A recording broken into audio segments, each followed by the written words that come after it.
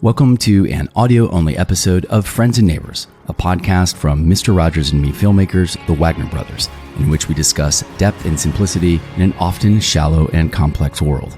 I'm Benjamin Wagner, and today, New York One journalist Roger Clark. So many cool things have happened in my life when I've quieted the worried voices in my head, stuck out my hand, and introduced myself to a perfectly good stranger. Roger Clark was one of those perfectly good strangers. It was the fourth year of our annual holiday benefit event in New York City, somewhere in the early aughts. We were looking to make the event bigger, better, brighter, to add some star power. So my friend Chris Abad suggested asking New York One's beloved morning anchor, Pat Kiernan, to host. And I said, what about Roger Clark? Roger is to New York One what Jeannie Most is to CNN. When there's a hurricane, Roger's on the beach in the Rockaways. When there's a hot dog eating contest, Roger's on the boardwalk in Coney Island. And when the Ramones exhibit opens at the Queens Museum, Roger's first in line in Flushing Meadows. And so I emailed him. And a few days later, there we were. Roger, Chris, social justice comedian Negin Farsad, and me, all locked in an MTV conference room improvising around my unfunny promo skit, just as well as could have been hoped. A few nights later, Roger and Negin were front and center at a holiday benefit, cracking wise and raising money for kids' literacy. And a few months after that, Roger, his wife Jenny, and son Jack met Abby, Maggie, and me to share sandwiches on a picnic blanket in Central Park. We were all new parents, all overwhelmed, all juggling day jobs and toddlers as well as we could. Then, as prior and since, I loved Roger's honesty, vulnerability, and approachability. He's sweet, thoughtful, a regular guy. 10 years later, Jack and Maggie are in middle school. Roger remains a New York One fixture, Spectrum Cable's affable Anderson Cooper. And we decided it was time to catch up. What we found was even more in common than we could have ever imagined.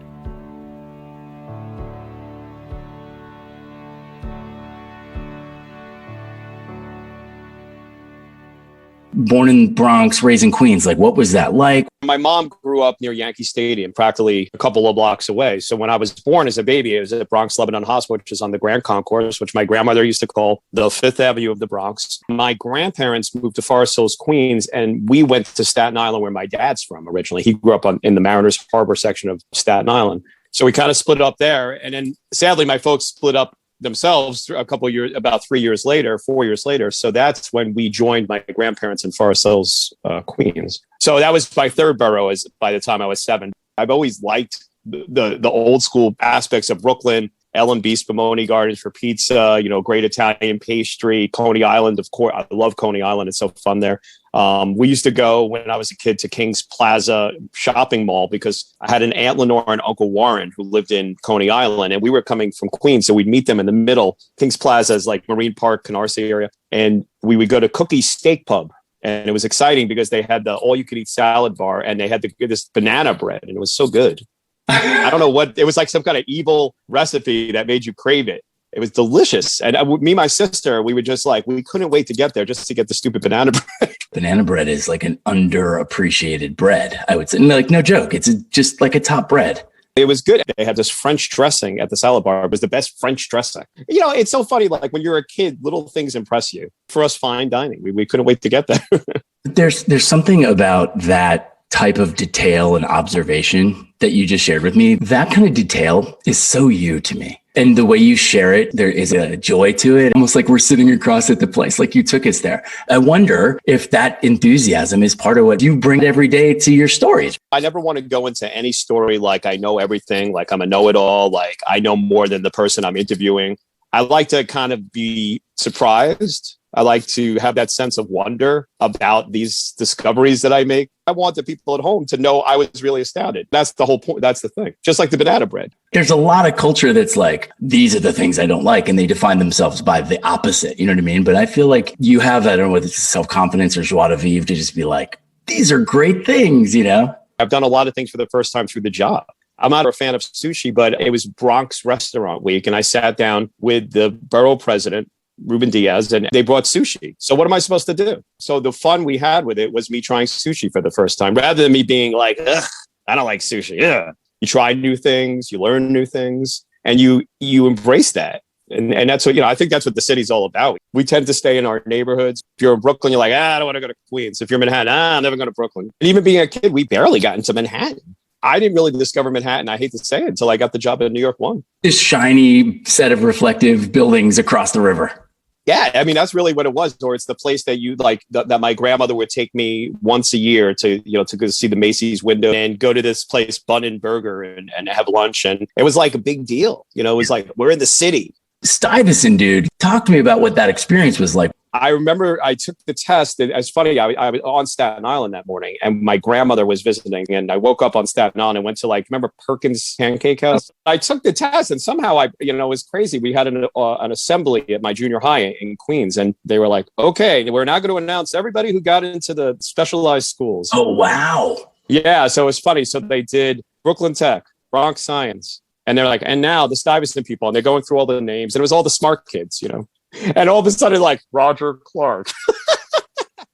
And I swear, the kids they're like, no, not him. No. I'm more interested in what makes us who we are. But what I found interesting, I think because of your curiosity and your joie de vivre, you don't end your choice to not come off as smarty pants. It was a little bit of a surprise, but that's also a very inside baseball New York surprise. You'd have to know the schools and all that thing. But I was like, see, Roger's secret weapon is he's really fucking brilliant. I talked to an organization of student newspaper editors a couple of weeks ago, and I told them when they asked for advice, I said, learn stuff, know about everything. You don't like sports? Watch a baseball game. Figure out how it works because you might get thrown on a baseball story one day and you're going to sound like a knucklehead when you don't know about baseball. Learn about history. Learn about local history. Learn about who the mayors of New York City were if you're working in New York. Remember in the old days, they used to tell you when you went for a job interview in a town, pick up the morning paper and read it.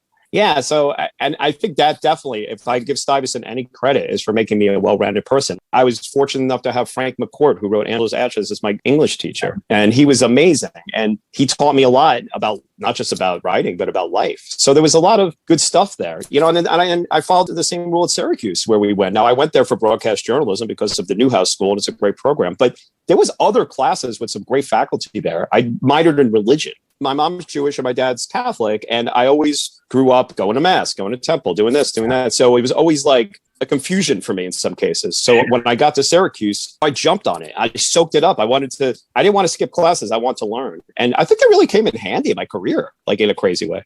I think part of that's your temperament because you have that curiosity and it sounds like you cultivate it. You kind of task yourself with that as part of your approach to the work.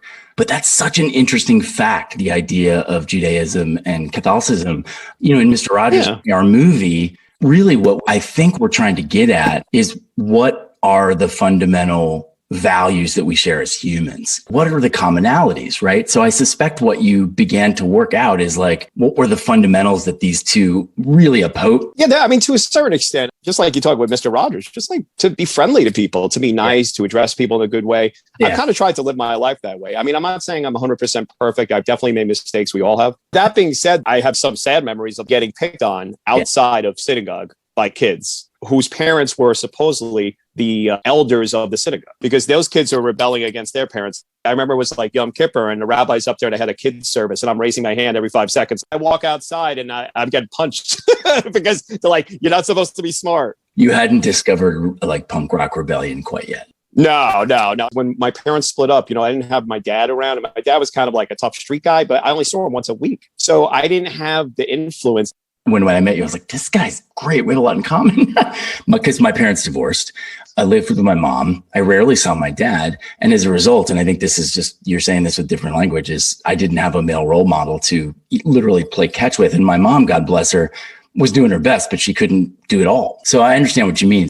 I didn't feel like I had some of the masculine capabilities that the other dudes did, Even changing oil, right? Right. Totally. Something stupid like that. I got my first car and the engine died because I never changed the oil. Why didn't I change the oil? Well, nobody ever told me to. I did the same thing with brakes. That should have been more apparent, right? Than oil. Oil you can't see. Brakes you could begin to hear and smell. But I was like, I don't know. I think it's fine. I still can't really tie a tie. My mom sent me up to Queens Boulevard to our barber to tie my tie.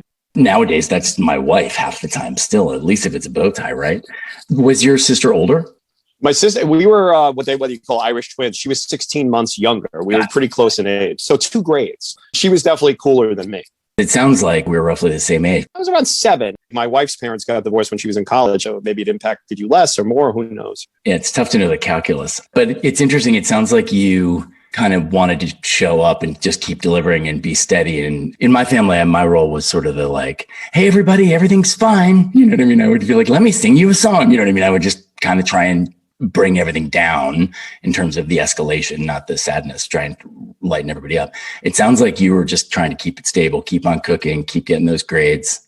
My mom was sad. She dated different guys. And I'm sure you went through this too. Like, one week it would be a phone guy in the house. And there was a cop who would stay over. I still remember he was a big guy named Frank. And he showed up and he brought us a Mickey Mouse calculator and a red transistor radio. It looked like it, obviously, like, as they say, fell off a truck. It was very hectic. My thing was I tried to, I played sports. I listened to music. I love music. I got into the drums, as I did track. I did the school newspaper, the yearbook. I did anything I could to stay out of that apartment because it was so crazy in there. Yeah. And it was too much sometimes. Then between me and my sister and my mom, they were fighting, and it was just, it was tough. It wasn't a peaceful atmosphere. So I needed to be out, as much as I could. And I kept busy. It was the only way to survive. That's such a neat insight on who you are to me as a guy who ultimately had a very similar upbringing. And it was what brought Fred and I together. We bonded, if you recall in the movie, because he asked me about my parents' divorce. So yeah, completely contextual, and particularly because we're the same generation. So we grew up with him and he knew this was happening. Watching Mr. Rogers, and I think a lot of people could say this, he had such a calming influence. Yeah. When things are really bad around the house, like, we had a small 1-bedroom apartment. My mom's sleeping on a pull-out couch. She's not working. Things are lousy. She's very, God bless her, very volatile, all this stuff. And you always knew, though, when you turned on Channel 13 here in New York, he was there. Him and Sesame Street, Electric Company, things like that. So like a guy like Mr. Rogers, who was a calming influence, and you would feel like, all right, there's love out there. And you're like, all right, I got to find that love. Yeah. Somewhere. I've heard this for 20 years now, right? Thank goodness we could find it there. He was working with some of the best learning development and scientists, psychologists in the country at the time. Again, thank goodness, right? Because a lot of kids would have been in a lot of trouble. Tell me about the Cuse. How did you get up to the Cuse? Wanted to be a sportscaster. In my junior year of high school, I saw an article in Sports Illustrated about how Marv Albert had gone there, and Bob Costas, Dick Stockton, this whole list of great broadcasters. And I was sold right there. Syracuse was where I got hooked playing music. It's when I started playing in basements and attics and stuff and venues. I had a little band at high school senior year called Early Jitters. And it was just one of those deals where I had these drumsticks from 7th grade band. And I tried to get into the 8th grade band at junior high. But Mr. Pav, the band teacher, said I had no rhythm. I don't think he was the greatest judge of talent. I know I was pretty good, I thought. But then years later, I always had the drumsticks, and I would play on coffee cans and on phone books and stuff. And then senior year, my buddy Ronnie played bass, and it's like, I wish we knew somebody who played drums. And I was like, well, I have drumsticks. I've got the starter kit right here.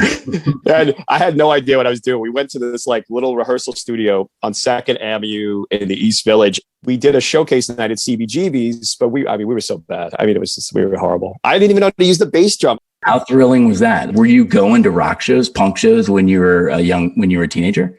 I was more going to the arena rock stuff. Yeah. I was into, the Who and the Kinks, and the punk stuff. Actually, I listened to it, but I think I was still a little too sheltered at that point to go see a show down there. How long have you been playing as an adult? I met the bass player in the band. I went to see her old band, and we were talking. And then one day she goes, yeah, we broke up. And I said, oh, well, we should play. And then added our guitar player, who's a guy from my neighborhood in Yorkville, a great guy, retired cop. And that was the rest of his history.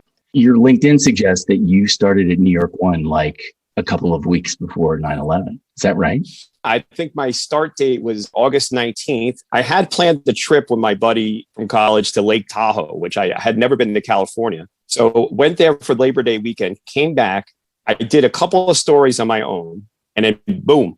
Wow. And it's funny. I was away from a major city for almost 10 years, a little more laid back lifestyle. And I was starting to think, can I do this? This town is nuts. This town is absolutely nuts. I love it. I grew up here, but it's nuts. Then 9/11 happened, and then there was no turning back. There was no turning back at that point, because now I felt like I had to be part of the rebuilding and the regrowth of this place, and I was going to be reporting on it. So even though I wasn't sure if I belonged here anymore, I knew then that I did, in a crazy way. It was like the idea of it forged in a furnace. Like it's such a massive experience, right? Such a substantive experience that it just kind of bonded you to the place and the work. I hated covering funerals back in the day. And then I wound up covering them for months, sometimes twice a day.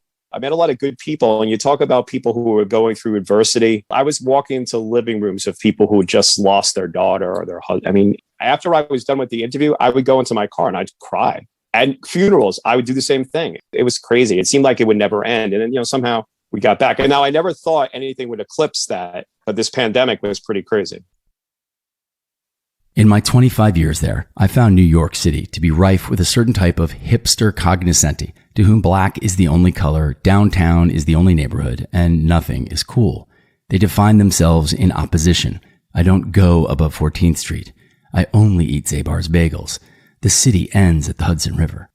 Roger, though, retains a childlike wonder in every story. He manifests a sense of play, cultivates a beginner's mind, and humbly, thoughtfully, and enthusiastically asks deep and simple questions. His connection to the people of New York is clear in every segment. Fred Rogers said that our society is more interested in information than wonder, and in noise rather than silence. I feel like we need a lot more wonder and a lot more silence in our lives. In modeling that wonder, Roger reminds us all, like Amy Hollingsworth and Bo Lozoff before him, to stay curious, present, and patient, and open for every facet of our lives. It's so important, Fred reminds us, no matter what you may do professionally, to keep alive some of the healthy interests of your youth. Children's play is not just kid stuff, it's the stuff of future invention. Friends and Neighbors is a Wagner Brothers production. Download our podcast on Apple, stream it on Spotify, watch it on Facebook or YouTube, and subscribe to our newsletter at friendsandneighborsshow.com. And if you're moved or inspired by what we're doing here, please, for heaven's sakes, rate, comment, and share Friends and Neighbors with your friends and neighbors. I'm Benjamin Wagner, and until next week, it's a good feeling to know we're lifelong friends.